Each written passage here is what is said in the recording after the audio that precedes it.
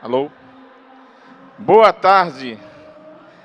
Bom, vai ser difícil aqui superar a animação da equipe que teve aqui agora. Falou tanto no professor Francisco, tornou a vida do professor Francisco mais difícil, mas muito obrigado. Eu sou professor, estou acostumado com isso e eu venho trazer aqui uma notícia que todo mundo acho que já sabe, não sei, não é um alerta, mas depois tem uma proposta.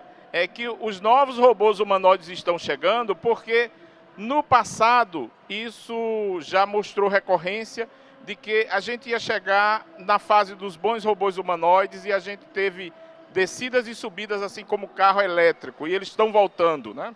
Então é mais nessa linha. Vocês sabem que o robô ou os robôs é um tipo de sonho, de imaginação da humanidade que deve se transformar nessa aí, que é o modelo de humanoide. Porque a humanidade, quando pensou em voar, só precisou de tempo. Depois de um tempo, voou. A humanidade precisou teletransportar sua imagem, só precisou de tempo. Hoje, sua imagem está em qualquer lugar do mundo. A humanidade sonha em fazer um ser à sua semelhança. Vai fazer, não tenha dúvida, vai fazer. E aí, isso começou há muito tempo, viu? Os judeus, na mitologia judaica, já tem os golems, que é uma estrutura que vai nesse caminho, a literatura grega, enfim, isso é uma coisa antiga. Mas fazer uma máquina como essa não é fácil. A gente não sabe exatamente como foi feita, parece que veio de uma evolução, pode dizer que foi Deus, pode dizer que as leis do universo criaram isso, pode dizer que todo planeta que tem uma coisa assim, cria um lodinho depois de um tempo, aparecem umas coisas, depois aparece gente, como vocês quiserem. Mas a máquina é fantástica, tem mais de 200 ossos, mais de 600 músculos, essa pele nos protege o tempo todo, é uma das poucas coisas que tem uma autorregeneração e outras coisas mais. E o mais importante é a parte da massa cinzenta e essa também está sendo preparada. Então, fazer uma máquina igual a essa não é fácil. Arthur, Regina, obrigado por ter deixado o Nau me acompanhando aqui, me ajudando. Mas, para fazer essas máquinas, robôs de uma forma geral, o humanoide é um sonho, a gente fez muita coisa pelo meio do caminho e estamos fazendo. As máquinas que fazem carro. Eu não sei se vocês sabem, mas os coreanos só passaram a dar 6 anos de garantia nos carros quando eles robotizaram a linha quase toda. Então, eles puderam padronizar a esse nível de acerto, para poder dar 6 anos de garantia no carro sem piscar. Então, quando era no manual, ninguém conseguia isso não. Então, eles chegaram pela indústria, mas todo robô precisa pelo menos de um conjunto de sensores para entrada, um conjunto de atuadores para movimentar, fazer, piscar e de uma unidade de processamento que a gente pode chamar de cérebro, né? Então, a gente precisa cuidar dessas 3 coisas. Sensores vocês encontram no mercado de vários tipos, não tem tudo que a gente sonha, mas talvez tenha mais sensores até do que a gente tem, se bem que tem gente que tem o 7º sentido e sente coisas que a gente não sabe como. É um sensor, é alguma coisa do ser humano. Mas tem sensores no mercado. Arthur falou aí que eu desenvolvi o primeiro nariz eletrônico do hemisfério sul. É verdade, isso é comentado. Só que a gente achava que era o primeiro do mundo. E quando a gente foi apresentar na França, descobrimos que os ingleses tinham inventado o primeiro há pouco tempo. E eu disse, e por que a gente não sabia nem para copiar e dar uma arrumada? Não, porque é segredo industrial. E eu, brasileiro inocente, fui lá apresentar o nariz artificial. Tudo bem, eles são mais bacanas, é segredo industrial. Nós somos os primeiros do hemisfério sul, eles são os primeiros do mundo. Então, eu botei aí um sensor especial, ele é simples, mas pouca gente se liga nele. Ele é o sensor de posição. Ele é o sensor de posição ou de giro ou linear. Esses encoders, eles só fornecem um código que diz exatamente em que posição está, porque normalmente os motores são, entre aspas, burros.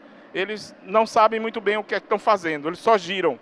Então você coloca uma unidade lógica no meio, coloca isso aí para medir e diz o motor, venha para cá, tá? Mas só para ressaltar, porque os robôs usam muito. Atuadores são de vários tipos. Eu botei aqueles atuadores que faz o robô andar, que dá força, que faz o robô pegar nas coisas, porque eu estou mais preocupado aqui com os humanoides. Os mais usados são esses.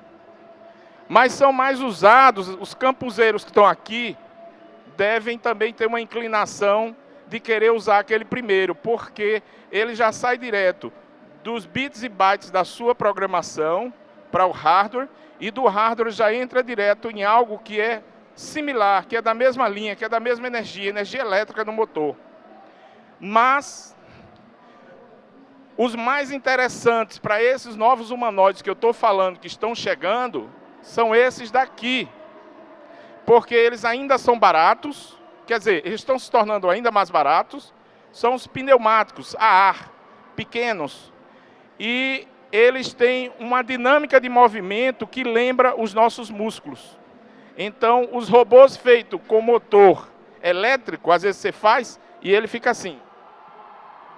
E com pneumáticos, ele tem esse movimento mais suave aqui da minha mão, entende? Então é por isso que esse charme de usar pneumáticos para fazer robôs humanoides parecerem mais reais. Ou animaloides, ou bioloides, ou qualquer tipo de robô com movimentos mais suaves, com aceleração e desaceleração, numa dinâmica melhor.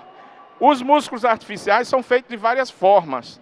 Tem metais como nitinol, com memória de forma, tem fibras de polímeros e tem essas borrachas que se enchem de líquidos, mas eles ainda são imprecisos, é difícil, mas tem gente tentando montar.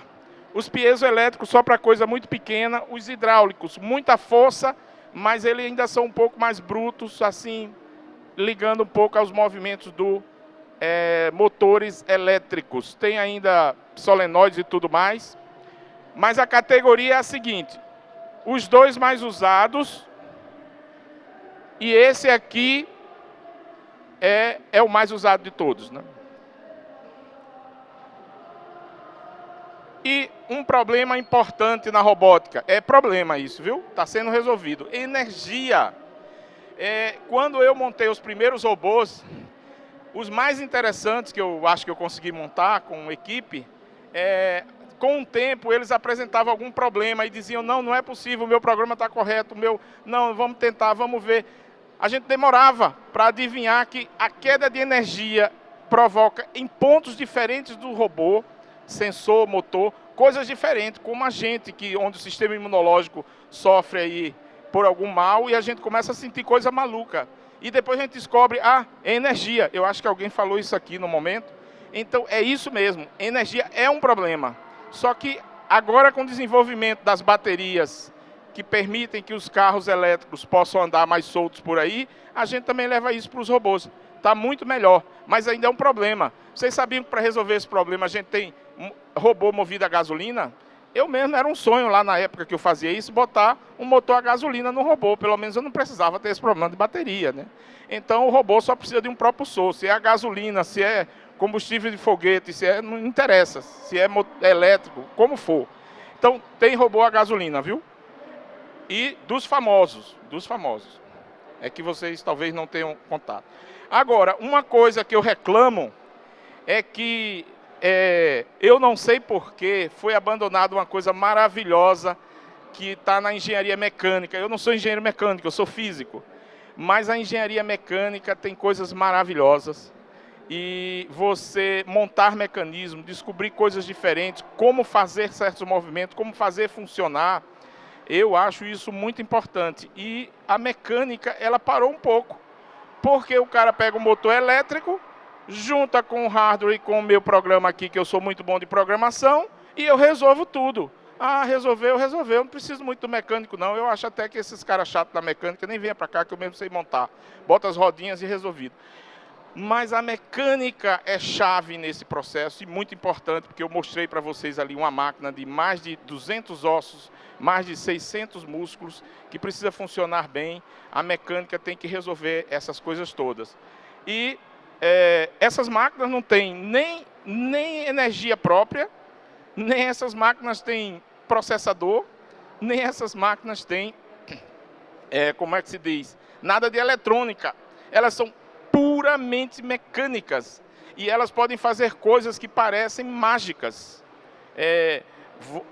Há muitos anos se dava de presente para os reis máquinas desse tipo. Então tinha boneco que tocava piano, tinha o famoso pato de Van Carlson, talvez alguém aqui já ouviu falar. Ele inclusive comia, fazia outras coisas e ainda dejetava alguma coisa. Então era o pato de Van Carlson. Eu não sei porque um rei queria um negócio desse de presente, mas assim, eram brinquedos, né? Eram robôs, né? Enfim, tem máquina aí que parece até que está bebendo água. Isso é real, hein? E isso é pura mecânica. Não tem eletrônica, não tem elétrica, não tem programação, não tem energia de dentro dele. Usa o vento. Bom, mas uma das coisas que anima a rapaziada, a juventude, que é essa para quem a gente mais deve olhar agora nesse futuro, porque a robótica é algo para o futuro breve, é a motivação.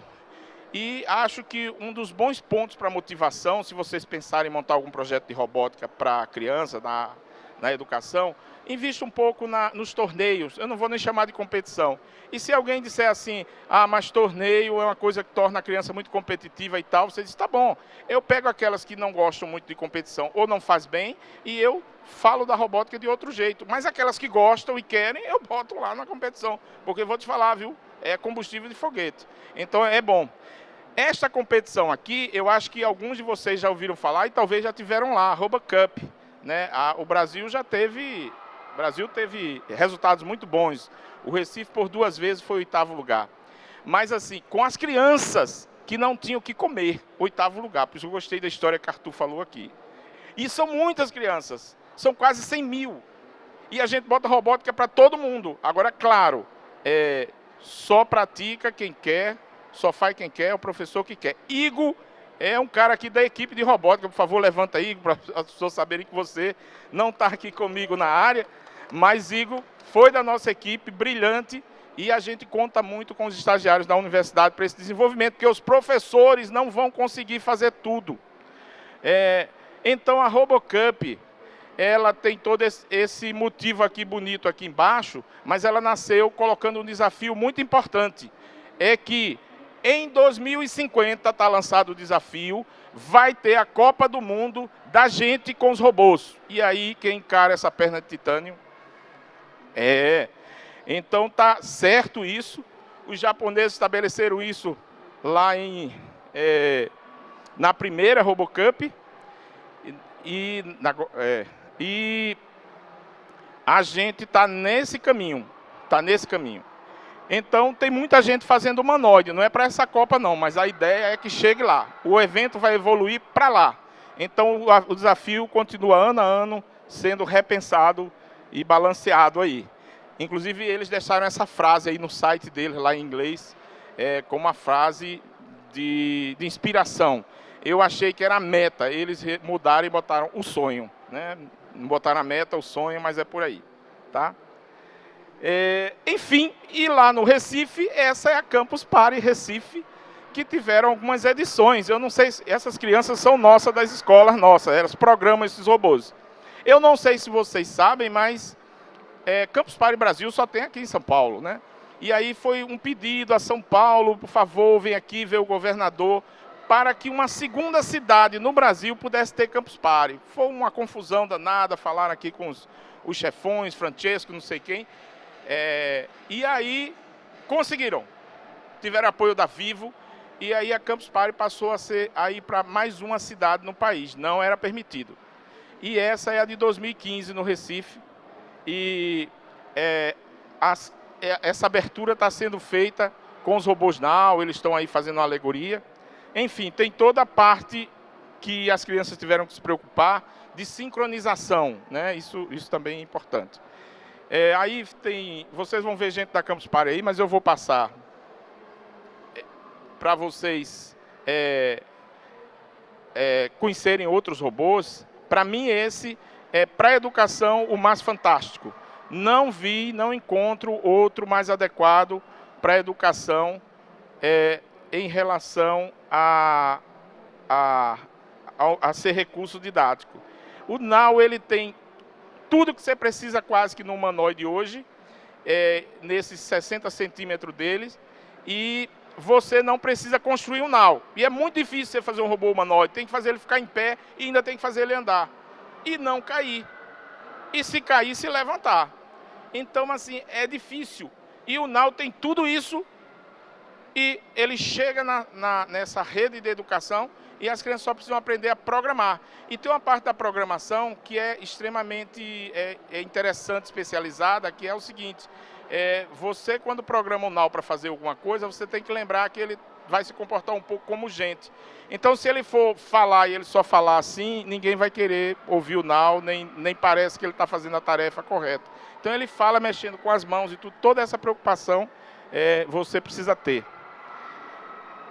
Recife foi acumulando,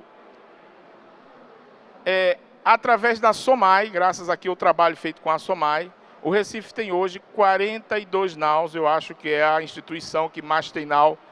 No Brasil, com certeza. No mundo, ela chega no páreo de muitas, né, Arthur? Mas eu acho, aí no Brasil, com certeza, é a que mais tem Nau. Nós compramos 30 versão 4 e agora compramos mais 12, agora não, faz tempo, mais 12 versão 6. Tem algumas fotos com todos aqui é o laboratório do Nau. Eles vão para as escolas por encomenda. A escola encomenda para ele fazer uma atividade lá e eles vão para a escola. O pessoal leva. Desses campeonatos mundiais participamos, tinha competição de corrida de robô. E eu disse, não, nossa equipe vai.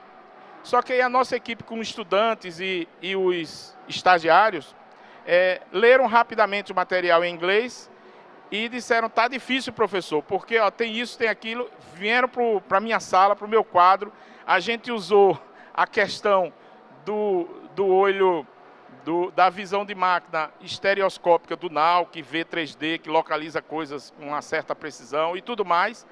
E aí o desafio é o Nau correr em uma linha de alguns metros e chegar primeiro que outros robôs. Só que aí eles disseram, professor, olha, ele tem que sair de obstáculos e ele ainda tem que subir e descer um degrau. Danou-se, isso aqui é uma corrida, hein? Nem esses corredores aí famosos, né, estão fazendo isso. Aí preparamos o robô para isso. Resultado, na corrida ele ficou em terceiro lugar.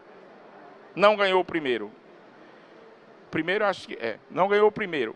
Mas a equipe que o governo japonês mandou para dar um prêmio, resolveu dar o prêmio não ao primeiro, deu o prêmio ao terceiro, porque disse que foi o melhor. Porque eles não sabiam, os nossos garotos, que o robô poderia correr sem obstáculo e sem degrau. A regra dizia assim, se você quiser. Eles esqueceram de ver em inglês em algum lugar, não estava assim, não estava desse jeito, se você quiser. Os outros espertinhos já sabiam de várias outras edições. Não precisava ter feito isso, mas os japoneses, quando viram, inclusive o professor Shimizu, do Instituto de Tecnologia de Tóquio, e toda uma equipe do governo japonês que veio do Ministério das Relações Exteriores, disseram, não, o prêmio não vai para o primeiro, o prêmio vai para o terceiro. O que chegou em terceiro lugar, porque ele se desviou de obstáculos, subiu e desceu o degrau. Não foi como aqui, não. Né? Ele teve que fazer isso de uma forma pior, fazendo isso tudo junto. Né? Aqui é uma reapresentação. Tá? Então, assim, esses robozinhos são bons. E as crianças do Brasil, melhores ainda. Né? Essas são as do Recife, mas expanda para o Brasil. E essas crianças não tinham o que comer, acreditem nisso. Quem já foi lá, já viu, já conhece. Isso, claro, não é generalizado, mas é a da maioria. E aí, o governo japonês deu esse prêmio e levou a gente para em torno de 10 dias no Japão. Foi ótimo, foram conhecer os institutos, as universidades que tinham robótica no Japão. O professor principal que veio analisar está aqui do meu lado, o professor Shimizu. Essa foto é lá no Japão, no Instituto de Tecnologia de Tóquio. Aí tem alguns de nós e vários pesquisadores de lá. Fim. Eles apresentaram alguns projetos, mas assim como nariz eletrônico, segredo industrial, nem tudo. Aqui da Universidade de Chiba, também no Japão. Aqui eu encontrei um robô que você não encontrava em lugar nenhum do mundo. Eu dizia, Arthur, cadê o Pepe? Ele dizia, professor, só no Japão. Não pode. Mas Arthur, a gente precisa do Pepe aqui. Não, só no Japão. Quando cheguei no Japão, eu encontrei o Pepe no meio da rua, não, mas dentro da loja da SoftBank. Eu disse, poxa, uma coisa de tanto segredo, e no Brasil a gente não tem chance de vê-lo. Estava lá na loja da SoftBank, que eu acho que vende coisas de comunicação. Bom, mas aí, para o meu espanto, a gente andou mais adiante numa rua que é luxuosa, Omotesando, eu acho o nome dessa rua, muito luxuosa. Foi feita em cima do lixo, mas hoje é luxo. E aí, mais adiante nessa rua, no salão de beleza, estava outro lá. Eu disse, meu Deus, aqui é fácil, né? E aí a turma interagiu aí com eles, enfim. Tinha aí um estagiário nosso que Kingo conhece, estava interagindo com ele, Paulinho. Enfim, é isso. E Arthur já mostrou aqui, agora tem essa família Nau. Lá em Recife, embora Arthur sempre tenha me dito, o gênero aqui do robô é único, é gênero robô, o robô. Mas lá em Recife a turma gosta de dizer o Nau, que é o filhinho, a Pepe, que é a mãe, e o Romeu, que é o pai. Claro, isso é família clássica, mas você faça o que você quiser, chame como quiser. Essa não foi criada para ser uma família clássica, não. Entende? Então tem os três aí, fica à vontade, você bota do jeito que quiser aí, vira de cabeça para baixo. E robô não fica com raiva. E quando estava lá no Japão, eles tinham se recuperado daquele acidente do tsunami. E aí ele destruiu toda a Bahia lá da parte de Fukushima. Ainda tinha um acidente nuclear, mas só a parte física do acidente já foi danosa demais. E destruiu várias empresas. Aí, assim, os japoneses ficaram muito gratificados com a Sony, porque a Sony tinha muito dinheiro, a Sony disse, eu vou reconstruir as empresas, que não era dela. Ela reconstruiu as empresas. Inclusive, vocês viram essa porta aí bonita? Essa porta é de um instituto lá e tem muitas empresas dessa lá. Então, a gente, lá no Japão, a gente visitou também um museu Miraikan, e lá a gente pôde ver outro robô que é uma pérola também, que no mundo ele viajou alguma vez, mas voltou logo para o Japão, que é este aqui, no Museu Miraikan, Museu de Tecnologia de Tóquio, que vocês conhecem, que é o Asimo da Honda. Será que vocês conhecem? É o Asimo da Honda, só que lá sim tem o horário do espetáculo dele, eu acho que é à tarde aí que a gente foi, a gente tinha que ficar esperando, então ficou uma multidão de gente aqui, esperando ele sair da toca dele naquele horário para fazer umas graças, tá? Então, assim, isso é lá em Tóquio. Nessa época, o Japão ainda era vanguarda da robótica. Teve um que passou rápido aqui, que era uma moça robô falando, isso é num shopping, eu acho chamado Aqua, na Bahia de Tóquio. E aí, surpresa, quando a gente entrou no shopping, que viu alguma moça falando sobre... dando as direções sobre o shopping, para quem perguntava, era um robô, né? Só que aí mais no estilo Android. Vocês sabem, né, que Android e humanoide, um pode estar dentro do outro, mas tem uma pequena diferença no termo, né? Pode ser que um Android é sempre um humanoide, mas ele parece com a gente, o Android, né? E o humanoide não precisa parecer tanto, né? Precisa ter a forma física geral. Esse é um humanoide. A moça que eu mostrei antes, eu passei muito rápido, era um Android. Ela está lá no shopping. Bom, ele joga futebol, eu não vou esperar ele jogar futebol, não, né? Esse negócio de robô jogar futebol em 2050, né? Mas ele joga futebol aí também, né? Um minutinho depois. Deixa eu passar mais rápido, porque se precisar interagir, né? Talvez tenha tempinho. Vê aí quanto tempo. Bom, e a Europa... Faltam... Pronto, eu tentei ganhar tempo, acho que ganhei até demais. Faltam 32 minutos, mas não se preocupe, vocês não vão me aturar esse tempo todo, não. Daqui a pouquinho eu paro e a gente interage. Esse robô aqui, eu corri, nem mostrei as moças aí robóticas. Esse robô aqui é o do continente europeu, é o da União Europeia. Esse é um projeto interessante, esse é um projeto que já tem um bom tempo, e a concepção deles é o seguinte... um dos maiores problemas é fazer esse robô ser autônomo, andar sozinho e tudo mais. E aí eles pensaram o seguinte, vamos fazer outra concepção de robótica, não a dos americanos, não a dos japoneses, não a dos ingleses. Os ingleses gostavam de fazer duas pernas andando, então, eles eram craques nisso, ganhavam nos eventos, né? Eram duas pernas que andavam, mas andavam bem. Mas você só via as pernas, né? Em Recife tem a história da perna cabeluda, é por aí. Mas assim, este aqui é um projeto europeu chamado iCub. E esse menino ou essa menina, essa criança, é uma criança robótica e eles procuraram fazer a semelhança de uma criança humana. Em tudo, principalmente na cabeça.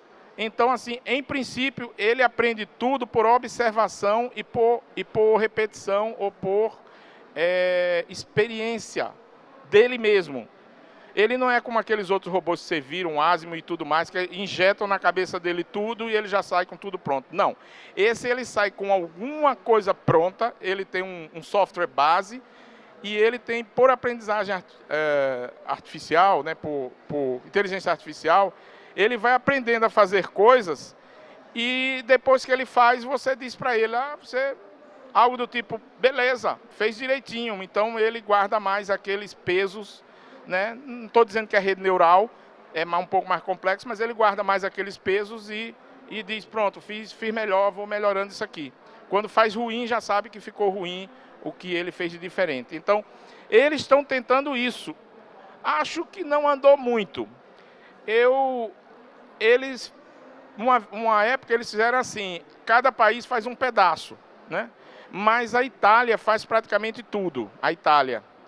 Eu fui uma vez ver uma equipe em Lisboa, e lá eles são responsáveis pelo cérebro. Então, assim, mas isso é questão de Lisboa, lá de Portugal, porque outros países como a Itália querem fazer tudo, eles querem fazer tudo. Enfim, então esse é o iCub, é um menino, acho que não andou muito, porque ele continua sendo menino e não aprendeu muita coisa, mas vocês viram que ele tenta aprender tudo, até para pegar uma fruta, ele erra e tenta aprender, e o fato é que o processo segue. Não é altamente eficiente, mas segue. Mas os americanos que estavam para trás deram a volta por cima. Vocês conhecem essa turma aqui? Conhecem, né? Famosa, né? Essa dancinha faceira. Agora, o interessante é o seguinte, é que ele usa muito motor elétrico. Então a turma da programação aí é muito boa, viu? Porque é muito difícil você fazer isso com motor elétrico. Essa suavidade você não consegue fácil, não. Agora, tem uma coisa. O melhor que eles usam é o sistema de treinamento com software e tudo. Eles têm um super sistema de treinamento. Eles fazem o seguinte, colocam um humano bom de dança e eles vão tentando, aperfeiçoando e fazendo o robô imitar a dança do humano. Então, vê toda a questão da gravidade, do centro de gravidade e ainda consegue um caramelozinho ali, né? Um pet caramelo. Desse aí, o único vendido é esse aqui, vendido no bom sentido. É o único que você compra, é o preço de um carro. É o preço de um carro, né? Dizem que é meio pesado, que a bateria dele é pesada. Mas assim, como imagina que será o robô no futuro, robô vai ser aquele tipo de máquina que você compra para casa e você não abre a caixa para tirar ele de dentro, não. Ainda fazem assim, mas esse robô, esse pet caramelo já quer fazer diferente. Na verdade, o futuro é que se imagina o seguinte, você compra um robô, tá na caixa, tem um troço que ativa, ele sai sozinho da embalagem, você não precisa tirar. A ideia é essa. E já sai autônomo, todo independente. Todo, sabe? Mas vocês conhecem as 3 leis da robótica, né? A gente tem que ter cuidado com isso, né? Primeira lei tem que preservar a vida de um ser humano de qualquer forma, né?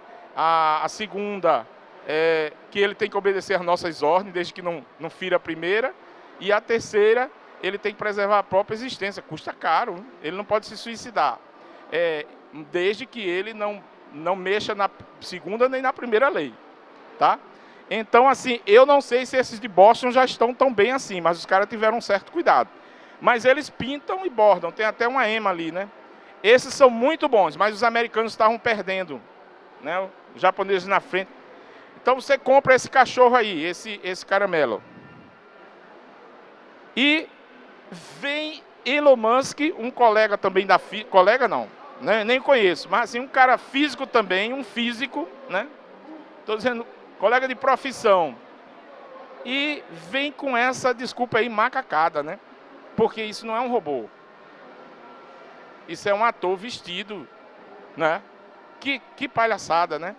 Mas assim, mas vamos pensar um pouquinho, mais calma. É meio palhaçada, mas vejam. Vocês sabiam que Coco Chanel não sabia fazer perfume? Vocês sabiam que ela não fez perfume nenhum? Entre aspas. Ela não fez perfume nenhum. Tem um perfumista famoso que fez perfume para ela, mas ela tinha outros perfumistas também. E por que o nome do perfume é Chanel? Ela é a dona e tudo é ela e tudo é com ela, a gente nem sabe quem fez. É porque é o seguinte, fazer um negócio desse, às vezes é assim, sabe? É o caso daquele cara da Apple que depois que saiu, os iPhones estão bons, mas do mesmo jeito, né? Não mudaram muito. Aquele cara da Apple. É o seguinte, você não sabe fazer tudo. Você não é o especialista. Mas você é o usuário. Você tem um feeling para o uso. Então você diz, eu quero perfume como nasce o dia com orvalho, misturado com não sei o que, lá vem, lá vai. Era isso que Coco Chanel sabia fazer. E aí os caras iam tentar fazer o perfume que ela queria. Esse camarada aqui, Elon Musk, eu estou achando que ele está indo na mesma linha, que era também do cara da Apple. Quer dizer, olha, eu sonho a gente ter tal coisa. Eu tenho muito dinheiro, quem quer vir tentar fazer? Claro que isso aqui foi uma brincadeira desse cara aí, né? Quem estava esperando chegar um robô. Mas o fato é o seguinte, é que ele já estabeleceu com seus especialistas. Esse robô, claro, é fácil ser maior do que eu, né? Esse robô é de 1,73 m. Esse robô pode dar cascudo em mim, mas assim, ele não pesa muito. E uma coisa importantíssima nos robôs, uma coisa importantíssima, vocês podem não dar muita importância. Qual a velocidade aqui? Máxima? 8 km por hora. Isso é importante. Porque não queira um bicho desse te pegando, não. Você consegue andar a 10 km por hora. Imagine que dá a louca. Ele corre a 8 km por hora. Isso é imposição, viu? Isso não é limite de tecnologia, não. Isso aqui é imposição dos caras para Elon Musk. Ó, tem que ter cuidado. Então, esse robô está limitado. E eu espero que ele não faça esse limite eletrônico. Eu espero que ele faça esse limite mecânico. Eu fui convidado para fazer um trabalho para fazer um robô para o pessoal de medicina que ia atuar em Fernando de Noronha. E isso envolvia a Universidade Católica de Pernambuco, outras universidades lá e o Hospital Português, que é um complexo, o Hospital da Beneficência Portuguesa. Com a doutora Sandra, e ela ia pegar bebês de uma forma especial e fazer um cuidado especial, só que normalmente os outros médicos não sabem, os enfermeiros não sabem, ela é uma especialista no assunto. E aí ela perguntou, professor, a robótica pode nos ajudar? Eu disse, pode. Então traga o robô. Eu disse, não tem robô para isso. Ela disse, mas não pode? Eu disse, sim, a gente vai ter que fazer, e vamos fazer, aí começa. A gente não concluiu o projeto, eu saí mas assim, eu disse de cara, esse projeto tem que ter limitação para o robô, que eu não sei o que pode acontecer. Aí disseram, tá bom, vai lá na eletrônica, bota os parâmetros para os meninos. De jeito nenhum. Comigo não. A limitação vai ter que ser mecânica. Aí disse, por exemplo, o braço do robô quebra mecanicamente, ele não consegue fazer certas coisas. Ah, mas aí ele perde um pouco de... Sim, mas não pode. Você não pode deixar uma máquina dessa ainda sem esse limite mecânico, não. Aí, não, mas a gente na eletrônica...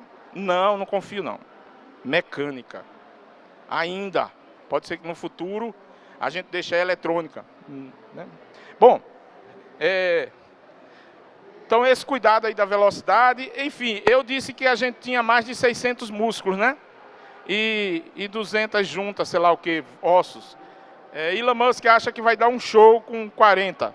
Mas vamos ver, talvez dê, né? Melhor do que a natureza. E aí tem coisas gerais. Aqui é a parte mais do hardware, bits e bytes. Olha, o que esse robô tem de mais interessante é essa parte aí. É o cérebro. Aí você diz, professor, eu já ouvi falar que o intestino tem a ver com o cérebro. Mas o cérebro ser no intestino, mas é isso mesmo, só tem espaço aí. Veja, o mais importante está aí. E o mais importante está no software com hardware que eles estão preparando lá. Sabe por quê? Porque essa parte ele já tinha pronta. Ele pegou o que desenvolveram para o carro Tesla e botou dentro do robô. E isso está muito bem arrumado. Então o robô tem uma visão de máquina melhor do que os outros que eu mostrei aqui. Aquele ator lá mostrando uma macacada, não sei o quê, mas assim, o robô, ele como é o homem, um dos homens mais ricos do mundo, ele comprou um projeto pronto. Ele tem um robô que anda, que eu não vou mostrar aqui porque é até feio. Ele não consegue andar direito, anda se tremendo. Alguns de vocês já devem ter visto na internet. É muito ruim. Eu mostrei aqui muito melhores que ele. Mas essa parte está muito boa. Tem um sistema aqui que ele chama de dojo, né? Esse sistema aqui é de dar medo o progresso que ele está tomando. Porque assim, ele tenta desconectar hardware e software da gente. Do tipo assim, praticamente a máquina sozinha, ela se arruma, ela toma as decisões das coisas que vão acontecer com ela, com o software. Então, assim, tem um nível de aprendizagem altíssima. Ele vai pegar tudo que ele viu dos carros e já está passando para a máquina. Então, o cérebro é no estômago, não é porque tem a ver com a relação que dão aí, não. É porque não tem espaço na cabeça. E esse, eu acho que é o mais realista. Mecha ou a Mecha, esse é um robô inglês. Olha os ingleses que só faziam pernas. Veja que ele não tem motores elétricos aqui. Isso são pistões pneumáticos, como eu falei. Por isso esses movimentos tão bonitos, né? Então, assim, estou vendo aqui já um robô articulado daquele que vocês viram aqui, ó. Olha só que coisa linda. Olha, ele botou um motor, né? Mas tem muita mecânica. Então, esse Mecha ou a Mecha, eu acho que é o que a gente tem melhor para as expressões hoje. Então, isso está nascendo. Esses são os novos humanoides que eu falei para vocês, estão chegando, viu? Só que eu vou avisar a vocês, esse aí está melhor do que aquele outro que anda para 8 km por hora. Porque esse não anda não, as pernas dele não funcionam, ele não tem perna. Então, assim, os ingleses fizeram muito bonito, mas ele não anda. É isso. Mas vai ter, viu? E os chineses estão dizendo, peraí, o primeiro do mundo seremos nós. E eles realmente estão muito avançados. Tem até um robô da Xiaomi que vai competir com o Tesla. Enfim, imagine o que vai sair. Esse daí não é da Xiaomi, não. É de outra instituição chinesa. Essa aí é um Android, né? Enfim. E aí, os chineses vão sair na frente. Mas sabe o que é que eles têm de interessante? Eles ainda copiam muito. O que eu observei é que eles copiam muito. Eles estão copiando tudo que eles veem de interessante. Eles só não copiaram o robô da Tesla porque é horrível. Mas eles vão copiar porque a Tesla vai melhorar. A Tesla vai fazer robô bom. O caminho é interessante e eles estão copiando muito. Então, assim, acho que eles realmente vão. E o Brasil? Dizem o seguinte, que quem quer ficar entre as 10 economias do mundo deveria ter um desafio tecnológico à altura. E realmente a robótica vai entrar mais nas nossas vidas, talvez, do que a gente pense hoje. Então, o Brasil não tem nenhum projeto nessa linha, não tem. E, assim, enfim, a gente não sabe muito bem como começar. No CNPq foi montado um grupo de robótica há muitos anos, mas ficou muito preso a coisas muito industriais e algumas coisas acadêmicas. Até hoje está assim. Esse é um desafio. Aí você diz, mas professor Francisco, para que montar, o professor Chico, se quiserem, para que montar um humanoide? Para brincar? Bom, aquele da Tesla não, ele já mostrou o real, aquele que eu mostrei foi o ator, mas tem um real. Ele mostrou o real trabalhando na fábrica, vai trabalhar na fábrica dele. Vai substituir gente. Só que, além daqueles que só é só um braço articulado de fábrica, ele vai além. Outra coisa, a substituição que os robôs vão causar de emprego e tudo mais, não é só braçal não é a parte braçal não. Eles estão substituindo na parte intelectual. Muitos advogados nos Estados Unidos estão preocupados, porque grandes escritórios reúnem um monte de processos, treina o robô, treina a inteligência artificial, e a inteligência artificial entrega pareceres prontos, quase prontos. E com isso, são dezenas de advogados que ficam sem emprego. Então, assim, essa substituição não dará só na parte braçal. Então, vamos lá. O que é que a gente vai fazer no Brasil?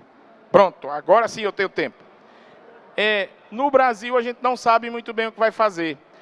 Alguns anos atrás, eu já pensava nisso. Você diz, para que serve um robô desse? Ele é a ponta do iceberg da junção de toda a tecnologia que você tem no país. Se ele for feito com tecnologia nacional, os sensores que o Brasil fabrica têm que dar conta disso, os atuadores têm que dar conta disso, os sistemas de controle, inteligência artificial, os programadores.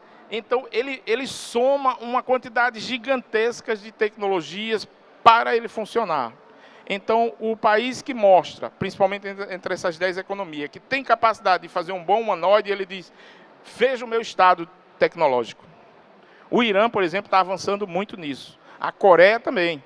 A Coreia, inclusive, os caras fazem um robô que ele dirige sozinho, abre porta, usa ferramenta, depois volta para o carro, dirige de novo e estaciona. Enfim.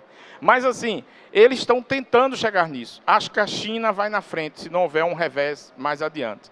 O Brasil, a gente não sabe. Então, há uns 7 anos atrás, um pouco mais, não sei se o pessoal da SOMAI me acompanhou, o pessoal da SOMAI sempre acompanha a gente, né? Tem trabalhado junto aqui.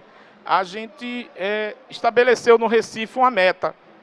Essa daqui é de 2015. Que tal, ao invés de ir para as universidades e para a indústria, a gente pedir às próprias crianças nas escolas para pensar num robô desse e começar desde cedo? Então, a gente lançou o desafio humanoide no Recife e eles até que fizeram muita coisa com os professores. Os primeiros partiram de um projeto pronto, é um projeto um projeto aberto, né? Projeto de código aberto, onde eles podem achar todo o código dessas peças e tudo mais e montam do jeito que quer. Fiz um trabalho com a Intel me deu vários Galileus, enfim, e a gente fez um trabalho lá. Mas esse foi o primeiro, depois tiveram outros que eles mesmos fizeram sozinhos. Está aqui o ex-prefeito Geraldo Júlio ali de azul, numa das bancas, são várias bancas, equipes montando. Ele está ali numa das bancas e tem crianças até de camisa diferente, então veio de outra equipe ali olhar. E esse não está montado, mas tem robôs montados, né? Aí eles estão confeccionando outro tipo de robô. Eu não achei o filme, eu tenho um filme desses dois garotos que fizeram o melhor robô desse evento de 2015. Um é Carlinhos, o da esquerda, e o da direita, Silvestre. Eles tinham uns 12 anos. Hoje eles são técnicos da área. Eu acho que Igor lembra de alguns desses. E aí eles evoluíram muito. Mas eles fizeram naquela época um dos melhores robôs. Aí tem um filme sobre isso, eu não achei. Aí eu peguei essa foto de jornal, coloquei aqui.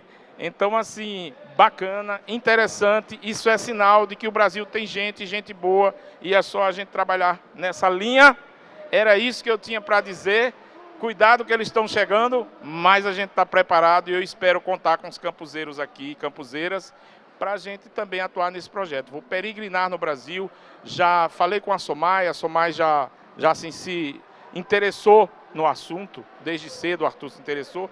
Falei com algumas outras empresas e estou falando com as universidades, porque isso vai ser uma coisa no nível de universidade, mas quero levar para o fundamental, tá bom? Era isso, muito obrigado, eu estou aqui para responder perguntas que tiver no meu alcance de resposta.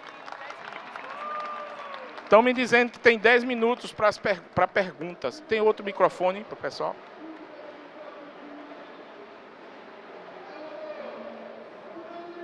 Olá. Talvez por causa do barulho? Não, tá sem som. Não, é o barulho lá que tá maior que eu. Ah, é. Professor, Sim. o que o senhor acha da Google adquirindo a Boston? Ah, pois é.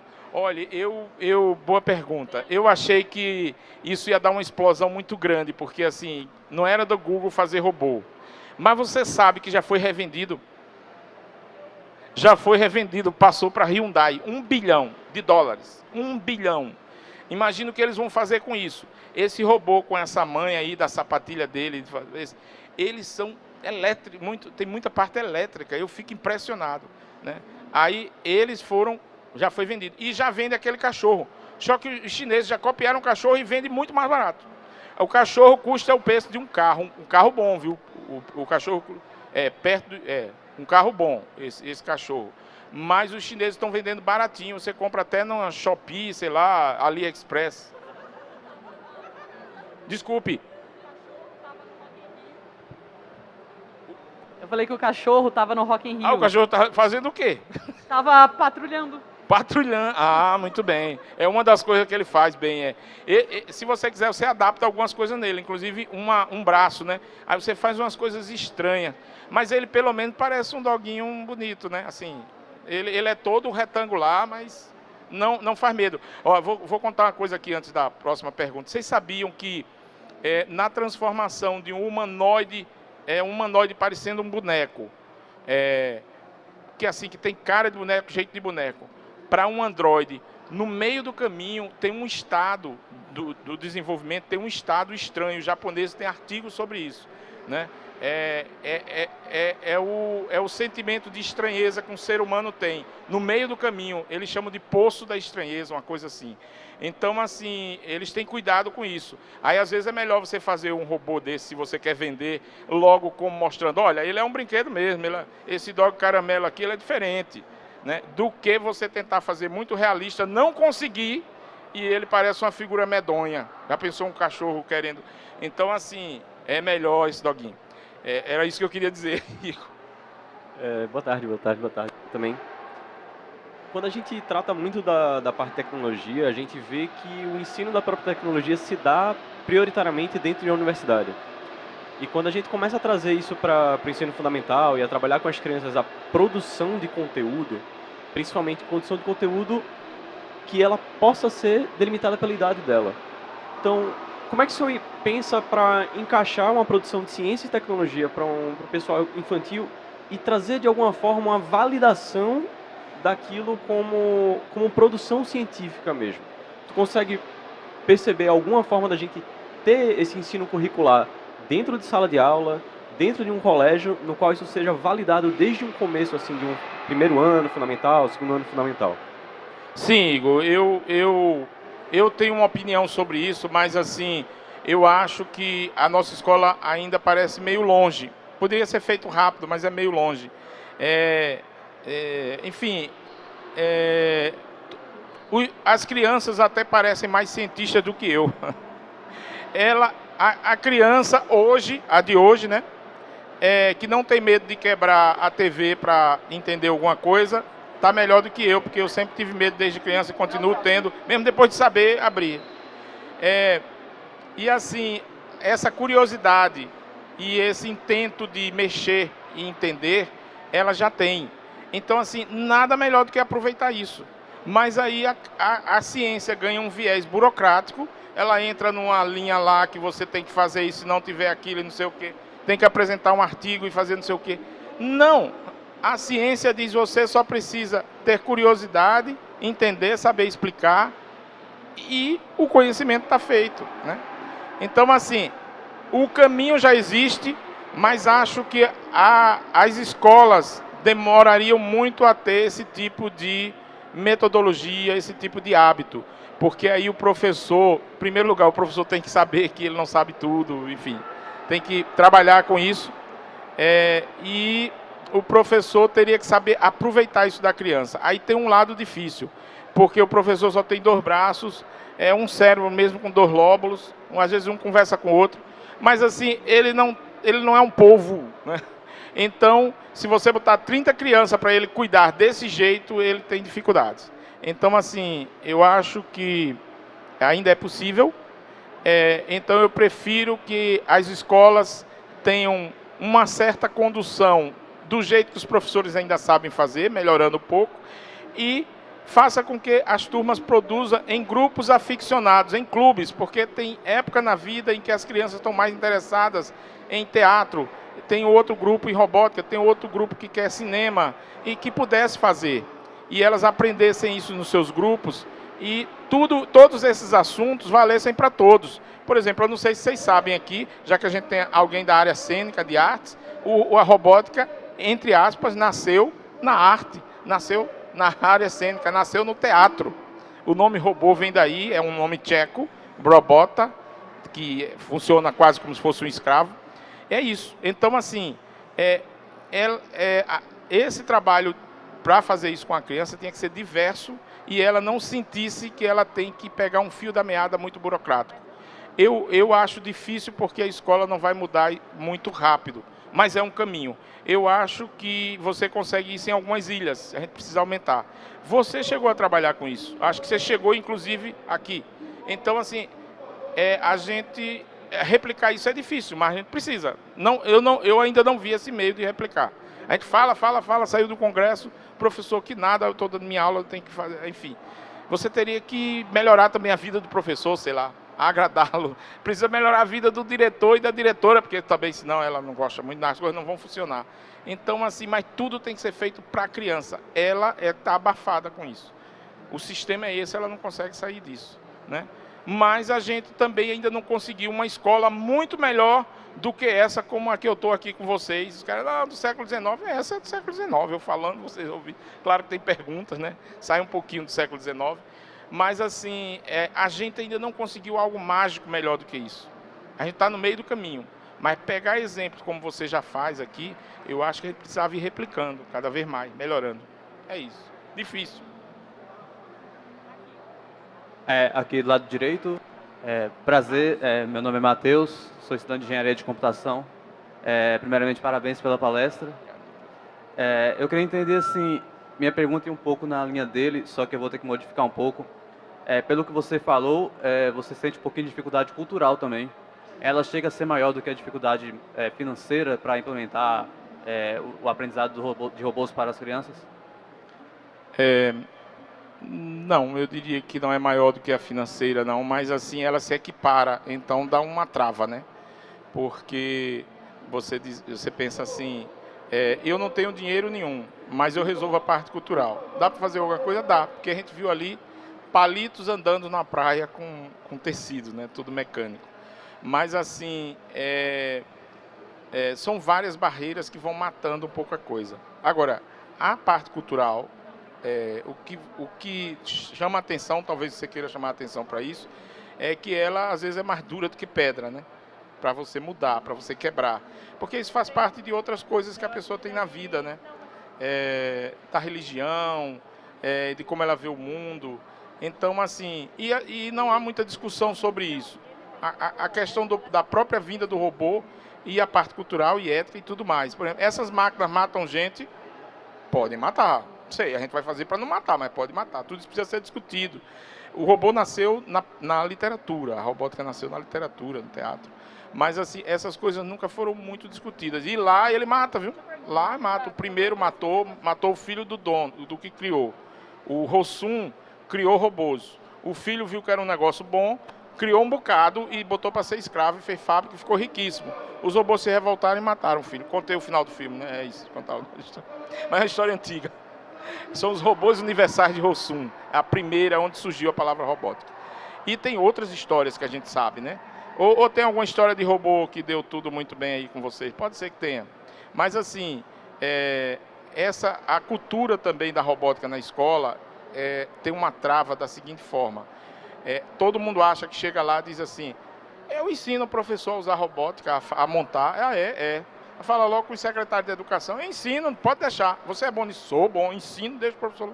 Meu caro, ele ensina, quando ele der as costas, morreu, acabou tudo de novo. O professor precisa ter esse apoio, porque é uma tarefa a mais, tem mais coisas, precisa de mais tempo.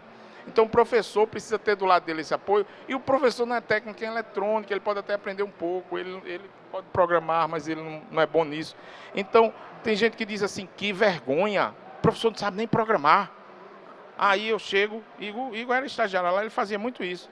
Não, aí ele tinha que programar para o professor. Que vergonha. Ele não é professor? Sim, meu caro, ele é pedagogo. Ele já está fazendo muito em organizar as crianças para trabalhar em torno desse projeto. E o objetivo é o desenvolvimento da criança, não é? Então, assim, é atingido. A parte cultural tem que ser trabalhada, mas é às vezes mais dura do que pedra, é isso que eu quero dizer. Obrigado.